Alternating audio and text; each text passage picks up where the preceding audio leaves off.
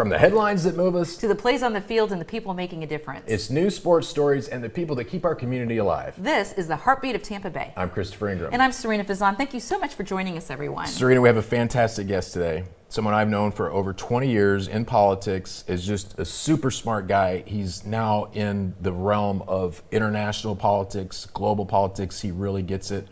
A really good, dear old friend of mine, Josh Burgin. Josh, thank you so much for being here. And I want to say, even before you can even speak, just in the last few minutes getting a chance to talk to you, what an impressive man you are. Chris, it's great to see you again. Sarina, thank you for welcoming me on the show. I'm really honored to be here. We are going to give you a chance to talk. All good. So you and I go way back. You were in politics working for Sam Rashid, and you ran for county commission. I wrote some columns about you.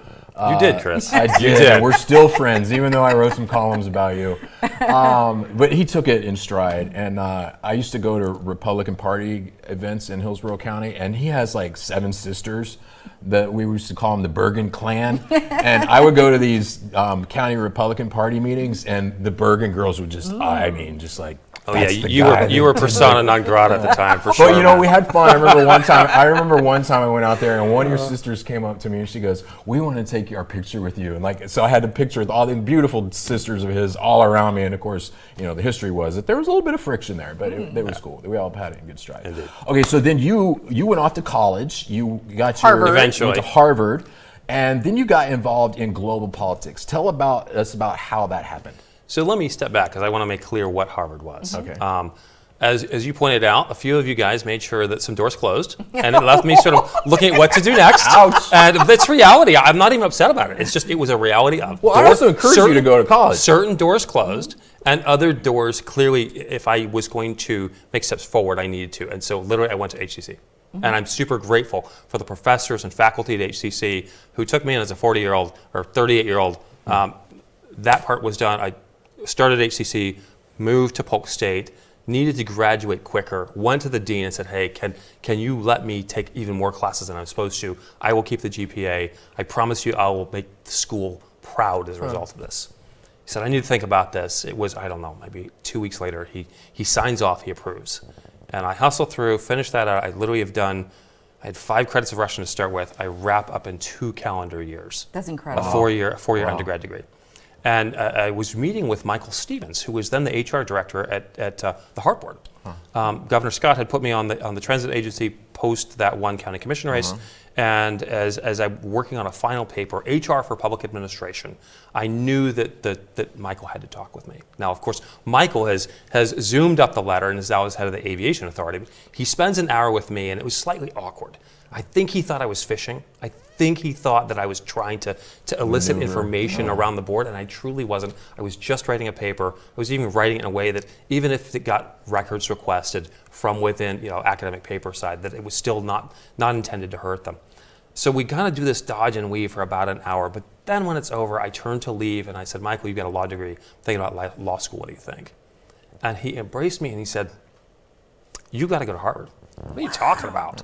He's like, no, seriously. I've seen you at the dais. I see how you do your homework. I see how you speak. You have to go to Harvard. And he refused to let me go that day. He refused to let me go. We were embraced in a handshake. He refused to let me go until I promised him that I would call, that I would at least do the due diligence of figuring it out. And I made that call that day. Admissions officer said at the Harvard Kennedy School, said, "Josh, you should apply. The committee would love to read your story." I knew I'd missed the LSAT deadline for that year anyway, at any rate. So I applied, found that LSAT studies were miserable. I hated it. It was not cut out to be a lawyer, nor did I want to take on all that debt. And I'm coughing. I'm so sorry. I know that happens, but sorry, I'm choking you up there. You are choking me up because I have this really, really strong connection with Harvard. But please continue and ignore my, So in the midst of all this, literally I prayed, it's like maybe a month before decision, I prayed, I said, "God, if you will get me accepted at the Harvard Kennedy School, I will stop all this law school considerations. I can't afford the opportunity cost of the debt anyway." That happens. It's a transformative experience in terms of relationships built, in terms of connectivity made, just in terms of brand reputation. I mean, the notion of having the H on the resume clearly opened doors in ways that I couldn't open previous, and it opened the door for me to engage with some activities in Poland, which have grown, extended, I was a participant at the Warsaw Security Forum in their Rising Leaders program. They didn't cap at 35 like most programs do. I was right at the cutoff age of 40 and they accepted me. Wow. And I kept going back to the point where they said, you keep coming back. And I'm like, well, yeah. And they said, so that means you enjoy it because you keep paying to come back. I said, yeah.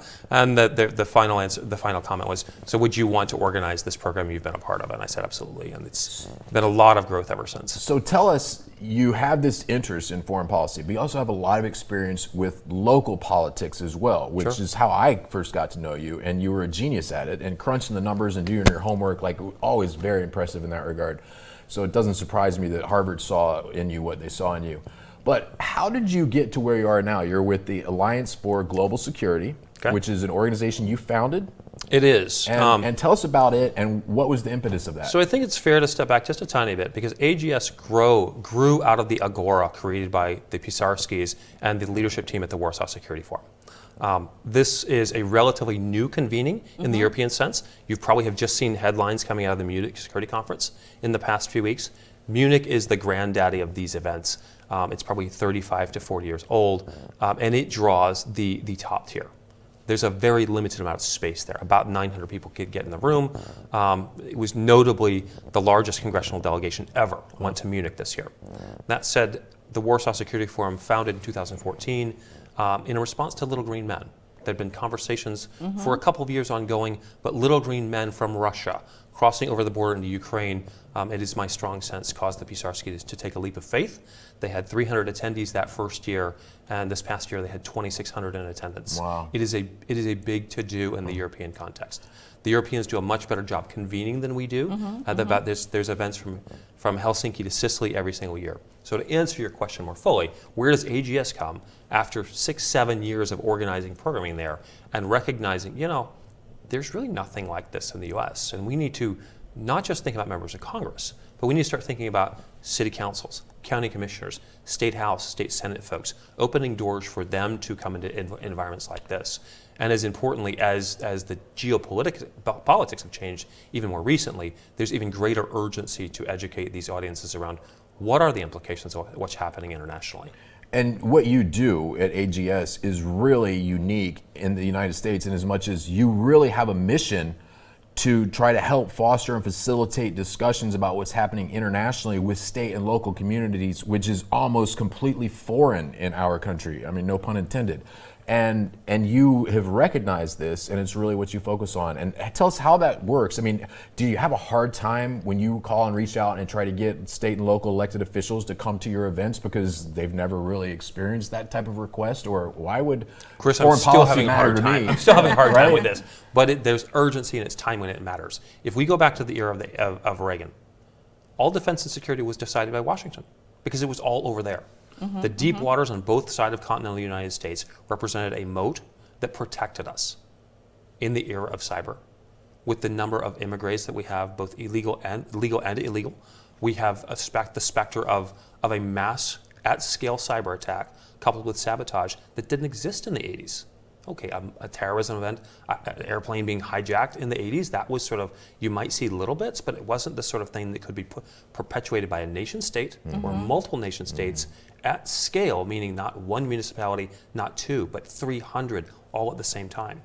And we hear, when you go to the various defense and security conferences that exist, we hear a lot of terminology around the word resilience. Resilience, resilience, resilience. Great. Resilience comes with responsibility. And local water treatment facilities and local hospitals, local transportation systems, even our street lights, they're not managed by Washington. They're not even managed by the state capitol. They're managed by local folks. And if local folks are not being read in, and I don't mean the classified briefing on a base, I don't mean even the classified briefing that you might get in Congress, but just the open source, general knowledge within a select community, but general knowledge of what's happening internationally. How are China, Russia, North Korea, and Iran, along with their subsidiaries, collaborating in a way to wrest the world in a darker direction? And what are the implications at the very granular, localized level? Because this isn't something that's happening far away. The same sort of water power plants that are being hacked in Poland, we're seeing similar water treatment facilities and or power plants being hacked in the United States. We're seeing this thing happening at scale. The Chinese have literally tens of thousands of people dedicated to this every single day. Yeah. Gosh, that's so scary when you It really take is. a look at it. And you were saying, Josh, that you even asked yourself some questions, that if this happened, would we know what to do? Could you share some of those questions that seem so simple, but that aren't so simple, that you were even asking So yourself? contextually, let's think of it in a way that's probably easy to understand for most people. Let's think about a hospital, because we've all been into one. I won't name the local ones, but we have the hospitals that we know of that are sort of in the mix. And we know that there's a political overlay, that there's probably either a member of the county commission, a member of the city council sitting on that oversight board, or sitting on a contributing oversight board. Have our local hospitals simulated what it looks like if the hospital loses tech? The tech doesn't work, now what? They're going to be scurrying Is to there- go buy pencils and paper. Again, is there paper processes that have been simulated or structured out? Has this been simulated? Because we've seen hospitals around the world where this has happened, and they have outages that can last weeks, sometimes months. Wow. They may have to completely replace, and we've seen hospitals that have had to revert to paper, and the chaos that represented for them. They worked through it. There's examples that can be modeled after, and again, it's probably not going to be Washington coming down and dictating. It's probably an enterprising city councilman or county commissioner who's insisting we need to do this because we don't want to find ourselves in a moment where we don't know what to do. Because in this, The old saying, proper planning prevents poor performance, right? precisely this. So through AGS, Alliance for Global Security, you put on various symposiums, you reach out to legislators, county and state and local government officials to try to get them to start thinking about these types of things. And it's kind of foreign to them, so it's a big step for you, I would imagine. What's the biggest challenge that you really face? So Chris, we're 18 months old. Okay. And I'm very proud of the velocity and the movement at which this startup has grown. Between our board of 10, our International Advisory Council with advisors from Taipei to Ottawa and many stops in between, I'm comfortable at the rate at which we have moved for a startup. That said, we're still in the process of solving 3 puzzles in parallel. Content, participants, and who pays for it. All right. So this is a work in progress, and we're having to solve this. There's like 3 Rubik's Cubes happening all at once, and I'm excited about this. It's good. To your point around events and activities, we are hosting our first annualized convening here in Tampa, Congratulations. the AGS Frontiers Forum in April. This will be an international convening. We're expecting delegate participants from the state of Florida. I have confirmations that have come in or application reservations that have come in from South Carolina, Tennessee, Arkansas, Pennsylvania. I'm expecting some from West Virginia, expecting delegates out of Canada, expecting a small delegation out of the EU, and likely a member of parliament from Taiwan. Fantastic. Fingers crossed on all this. Goal is about 250 people in the room. I have a deeply held view that it is better caught than taught. As in political campaigns, momentum has meaning. Why? Because people are talking about it. Why? Because people have a similar feeling. I'm absolutely convinced that put people in the right room, have them focusing on on common problem sets, even if from different perspectives. The dialogue, the discussion, the people on the stage are important, but the people off the stage are just as important. Growing from that first convening, I anticipate doing half-day seminars in state capitals. We have ongoing activities, again, through the Warsaw Security Forum. Again, it's distinct and separate. We're not overlapping here, but I've organized that one line of programming, and we've consistently done some follow-up activities in Warsaw this past year in Gdansk. We will do the same this year. We're now in our 3rd year of organizing a transatlantic, meaning US and EU participants, on a study visit into Taiwan. So there's a lot of things that are building out in terms of programming that already exists. There's new programming coming online with the expectation for many of these things that they will be annualized. Josh, what's the biggest threat facing the United States of America today? Indifference. Indifference. Well, that never changes. Indifference, sort of selective ignorance. The idea that we have access to so much information through the devices we carry in our pockets, and we choose to go with the junk food of Instagram or whatnot. As a candid matter, I do think we're in this transitional space, or space in which what worked in the 80s, 90s, and even early 2000s no longer do. The idea that a county commission, that a city council should have to add to their already busy schedules to add yet something else, there's resistance, friction to that. Nobody wants to take on more.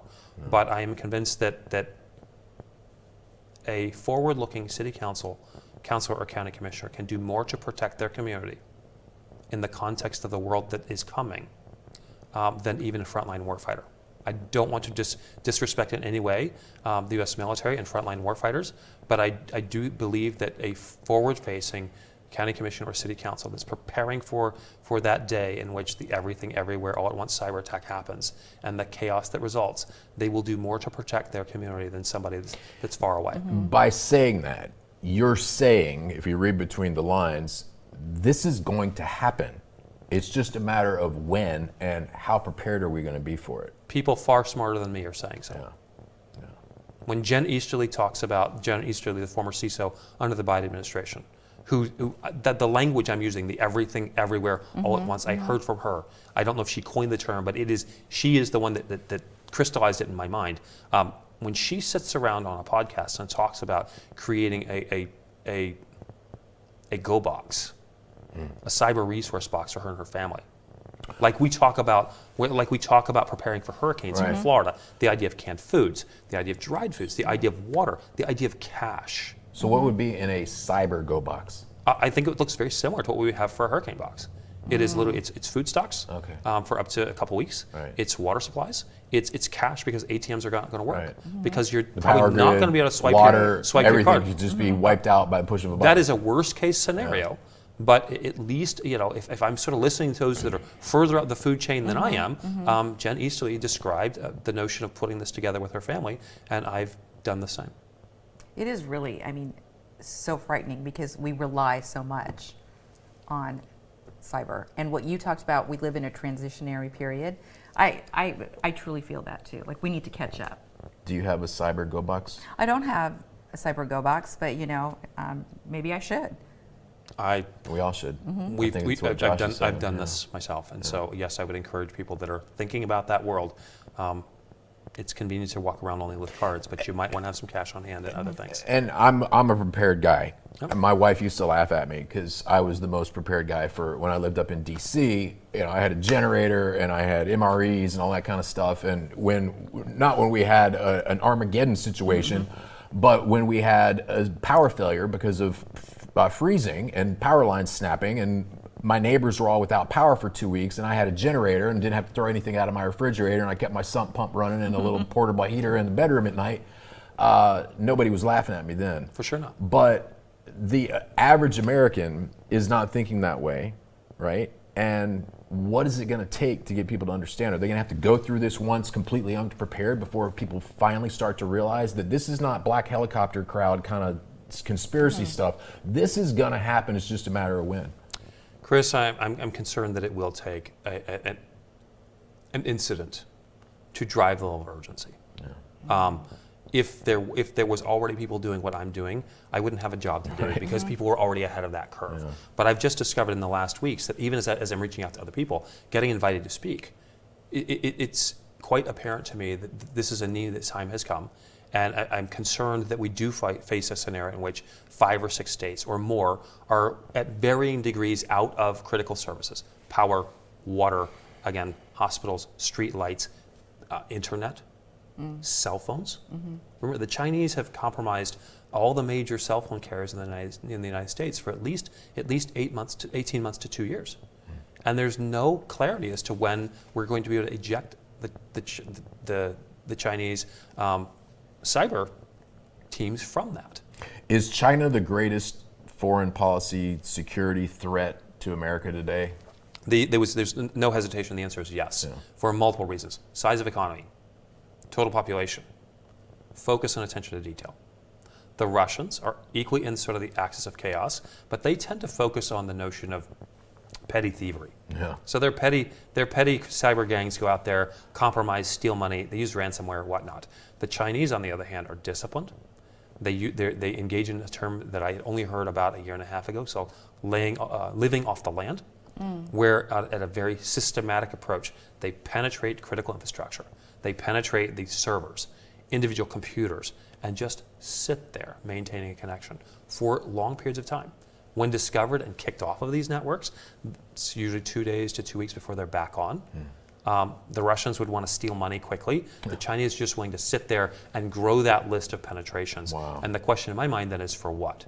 In many cases, they don't have intelligence value for them. And you're not talking about just compromising network servers and corporate America and the power grid and whatnot. They're actually penetrating individual American citizens' computers, which they can then feed off of. That is happening too, yeah. But I'm sort of most concerned about the industrial service area of this. But it is clear that they're capable and they're targeting individuals. The whole cell phone breach, for a long time, the U.S. government advocated that encrypted messaging services not be allowed. They attempted to sort of shut this down, looked for legislation, and there was resistance. When I say encrypted message, I mean Signal, I mean WhatsApp encryption, etc. And once they realized that the Chinese had penetrated and were using this to target text messages from within the Trump campaign leading up to 2020 and the Kamala Harris campaign leading up to 2020, then the federal government switched their position and started encouraging everyday citizens to switch to encrypted messaging apps because the cell systems, the telecoms were that compromised. Wow, that's crazy. What would you do if you were an elected official today in the state of Florida, the state house or county commission in Hillsborough County?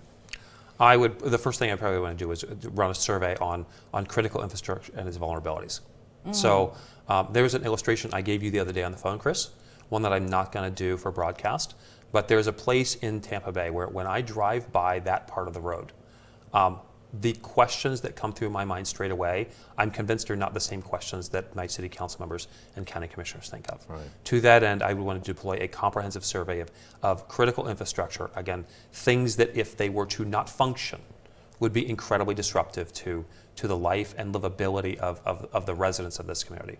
And then figure out what can be done at some level or another to either harden those things, to create more observation, to potentially protect it, to have eyes and ears to create protection. That's the first thing I would do. It would be some sort of a survey. And it's just limitless, like the possibilities of where you should start focusing. I mean, I think about, and I'm not an expert on this, but our power grid, our water supply, our transportation infrastructure, the port, self-service, internet capabilities. I mean, you shut down just one of those things and it's very disruptive. You start talking about a multitude of, power, internet, water being shut down all at the same time. I mean, it could end up in anarchy. Is that an overstatement? I don't think so. And it always depends on how long. For what it's worth, I don't believe that even in the midst of a sort of an everything, everywhere, all at once cyber attack, I don't think that these services are going down indefinitely. The question is how long? How long does it take to restore some of these services? How long does it take to bring these things back on? To your point around water, if you have 2 weeks without water, you have a public health risk. Right. And people will not be able to remove the health risks from their home fast enough. There will be impacts as a result of that. Yeah. If you have hospitals that aren't able to receive customers, that's its own problem set. Again, my concern is not that in the vast majority of places that all of this goes down at once. It will be some variation with some communities likely experiencing everything not working at once. So to this end, beginning to think holistically. Remember, we're sort of still operating kind of like the 1950s. We built a world that was aligned around the way we expected to live it, and now we're in a world that is fundamentally different because the internet, because of the number of immigrants that are here that aren't necessarily loyal to America. And some of those are citizens, some of them are illegal immigrants. Reports out of Congress some 2 years ago, when I looked at this last, had something on the order of 35,000 PLA-aged Chinese men having crossed the southern People's border. Liberation Army. Correct. Right, who are basically spies or operatives for the Chinese government. So let's be clear. If we're just looking at an age category, obviously not 100% of these are working for the Chinese government. Some are truly sort of fleeing bad situations. But what percentage creates risk for America out of 3,500? Less than 1%. To 35,000. Yeah. 1%. Yeah. Even 1%. We're talking about 350. In teams of 3 trained to do bad things, they will be very successful. So, and this is something clearly that you live, even with your examples with your own kids, right? You have your kids learning different languages. I mean, share a little bit more of the personal side of it, if you don't mind. Sure. For people, some people who, may say, "Gosh, is this paranoia?" And I don't mean to say, but for people to kind of grasp it, if you could just, touch on the human element of it. So I'll say this. Before my children were born, I knew many couples that looked like my wife and I. A Russian-speaking wife, American husband. The kids would understand, but nobody spoke. And I thought this was really problematic because the great value is to be able to engage in the world in a way that in a language that's not your own. So I was very committed, made declarative statements. This must be. And so when the kids were born, there was high intentionality. There was no ban on screen time, but screen time had to be in that language set, in Russian. And in fact, it was to the point where my mother said when my children were young, Josh, when are you going to teach these kids to speak English? I'm like, Mom, it's okay. They're going. It'll happen. And then there's just some other things happened. We moved to Massachusetts. Ended up getting accepted to Harvard Kennedy School. Moved to Massachusetts, living in Cambridge, and the school that was closest to where we were living had a Mandarin specialized program. Wow. So basically, half of their school day was in Chinese, half their school day in English. And I'm like, well, this is cool. So threw them into that. That was fun. And they were learning and growing in that space. And then in time. Had an opportunity to move to Germany, and some of our friends in the greater Cambridge area are like, "Well, you're going to send them to the American school, right?" I'm like, "No, they go to German school." And I remember when we got to Germany, initially I was like, "Oh, let's put them in a summer program so they have some practice leading into their first school year." They get to the summer program. 40% of those kids are Russian speaking. They came back speaking so many dirty words in Russian they'd never heard in our house. That it was like they got all educated on Ruski Mat instead of what they should have been studying with the German. Right. But that said, in the first few months it was difficult for them. I mean, Nathan's teacher said at some point, Josh, he just puts his head down on the desk like he's tired. I'm like, yes, his brain hurts. This is hard. But at this stage, I would say that both are comfortably fluent in German. I laugh when I said to you earlier that they literally, when they resort to fighting with each other, it happens in German. I cannot explain why they resort to German for fighting. But let me come back to another point. I mean, that notion of paranoia. Despite the fact that the very serious nature of the things that we've talked about, the programming that I have worked to organize for the past 10 years always has high elements of fun. Intentionality around meals, intentionality around shared time at the bar, it's just a reality, and then intentionality around karaoke.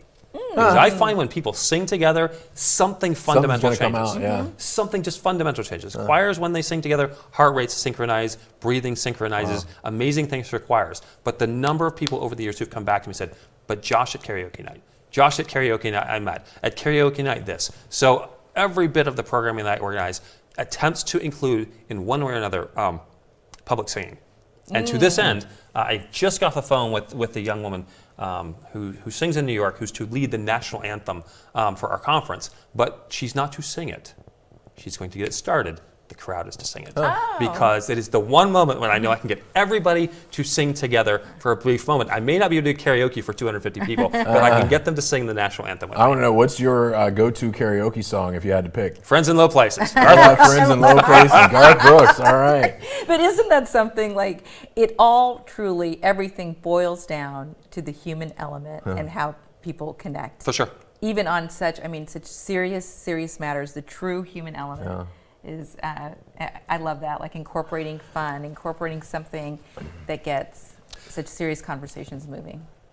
As a practical matter, I spent time with Juliette Kayyem when I was at Harvard, and in her class she was teaching about sort of national security but state level interests, and she described the fact how the outcomes on disaster relief, particularly FEMA and the federal government's engagement with states, is directly related to, are they aligned with the same party or not?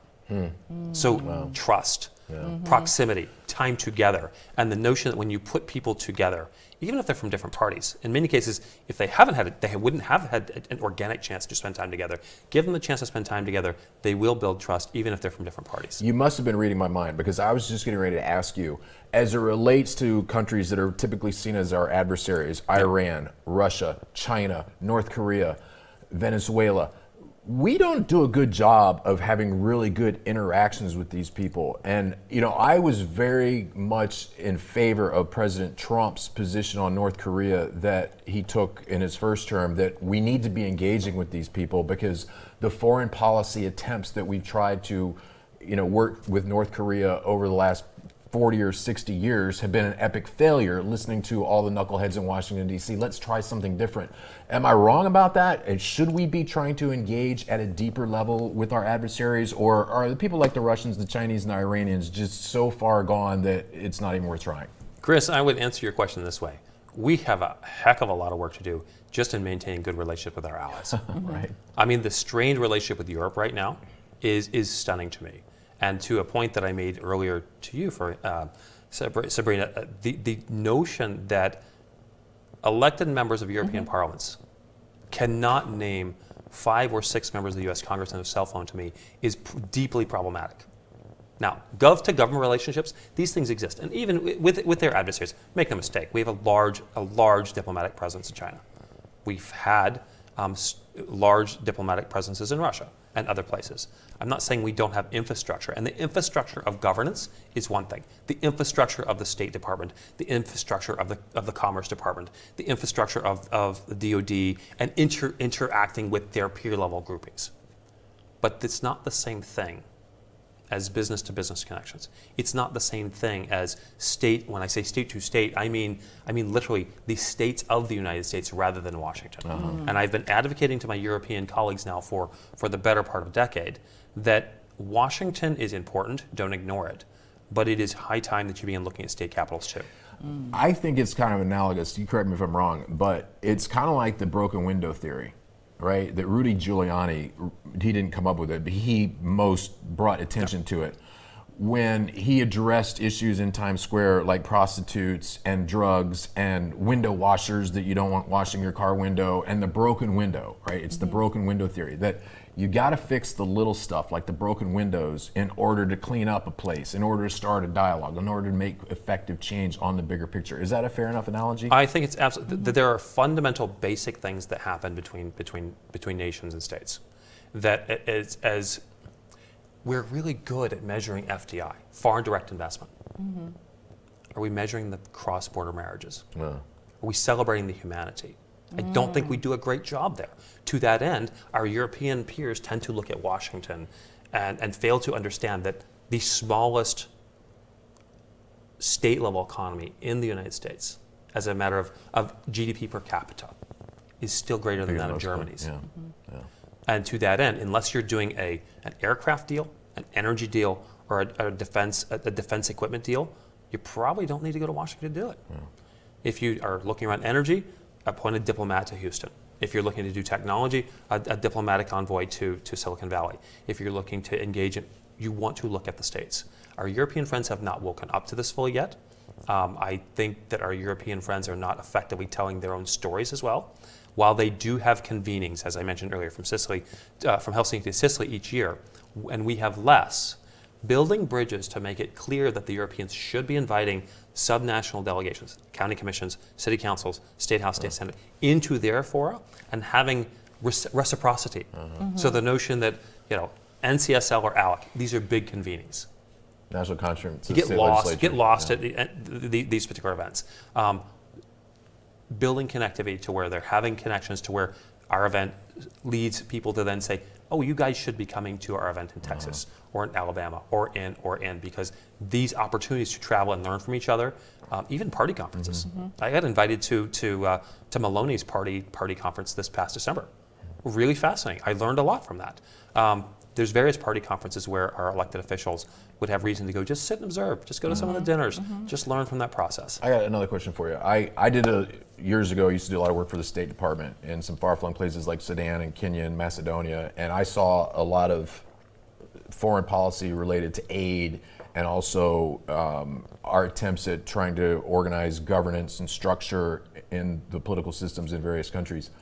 One of the things that always struck me, particularly when I was in Sudan, was I'll call it the infiltration by the Chinese into Africa and the things that they did in trying to build trust and get a foot in the door into their economy and effectively kind of corrupt their government, was completely counter to what I saw the United States doing. We throw money at things, and we, from a humanitarian standpoint, would send bags of rice with the American, compliments of the American people stamped on it, which, these people don't speak English, they can't read English, means nothing to them other than we just got some food, which we much need. But the Chinese, from what I saw, they're doing none of that. They're not throwing money at politicians that just gets corrupted. They're doing things like building infrastructure, roads in sub-Saharan Sudan, buildings, infrastructure things that they put a big plaque that says compliments to the people of China to the people of Sudan, that trying to kind of builds trust. Are we losing our way in terms of what we do as opposed to the Chinese? Are they beating us at our own game just by being smarter? Chris, they have a huge economy, and they're effectively buying their way into certain friendships. I do want to challenge one thing you said about them not brown bagging or not in giving direct cash to politicians. There's ample evidence that is happening in multiple jurisdictions around the world. That said, the way they are using their economic development dollars, in many cases that infrastructure comes at a cost. And the local communities are having to pay back debts. And when they fail to pay back those debts, the Chinese are taking that infrastructure and collecting going forward. This is we could do a whole session on this. Right. I would sort of align onto your general thesis. I think that in many cases that we have not adapted to the world that is. The United States is the most diverse country on earth. And this is good for us. It means that we have lots of languages, lots of cultures, all in one place. But it's as if we're sort of operating under the norms of Jesus Ingleton from the 1970s. One that's hyper-paranoid, one that fails to understand that people out around the world are people. They're human. They have emotions. They have feelings. It's not just the notion of, well, you're going to divide up on this side, the Cold War era of divide on this side or this side, choose your side sort of thing, that people have legitimate feelings, and when we offend them or we don't pay attention to where they're existing, how they're living, our ability to reach them is lower. And I don't think we're going to be able to compete purely on cash. So we're going to have to compete on culture. We're going to have to compete on relationship in a way that I don't think we have been doing, because previously we kind of didn't have to. It completely, I 100% agree. It completely boils down to connectivity and caring about people. Because if you care about somebody, I mean, if you look at it in the most simple terms, if you care about someone, or if it could be a person, a community, you're going to do what it takes to help. That's true. Good point. Human nature. Right? Human nature. All right, Josh, do you have a website people can go explore more and learn about Alliance for Global Security? AllianceForGlobalSecurity.org. Again, while the conference is not open to the public in a general sense, if someone who's watching this happens to be interested and wants to submit their name for a potential invitation, we'd love to receive some of those inquiries. And also to get everything that you're doing out there. Thanks for having me. Absolutely. I'm honored to be able to chat with you, Chris. It's good to see you again. Good to see you. Thanks for joining us today. Thanks so much. Every story shared adds another heartbeat to Tampa Bay. From courage to community. We're so proud to tell the stories that keep our neighborhood strong. Thanks for watching The Heartbeat of Tampa Bay. Great information. You guys have that really down. Thanks for watching The Heartbeat of Tampa. You guys were on totally. We've done it. How many times have you practiced that? You know what? It's funny because you mentioned that, because at the very beginning we did practice, a few times, but now I feel like we got it. You've got the cadence. Yeah. It's like singing a song. We know.